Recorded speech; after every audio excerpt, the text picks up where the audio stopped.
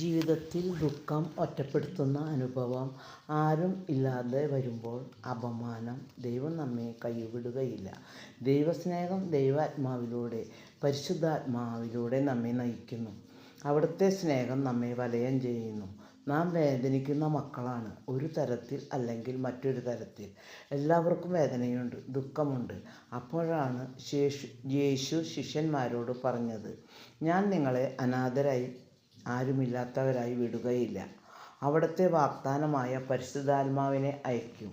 ശിഷ്യന്മാരോട് യേശു പറഞ്ഞു, അവൻ നമ്മുടെ സഹായകനാണ്. തളർച്ചയിൽ ആത്മാവ് നമ്മെ ശക്തിപ്പെടുത്തും.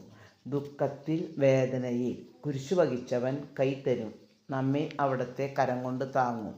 കർത്താവ് പറയുന്നു, ഞാൻ പോയാലോ നിങ്ങൾ ശക്തി പകരാനാണ് പരിശുദ്ധാത്മാവിനെ അയക്കുന്നത്.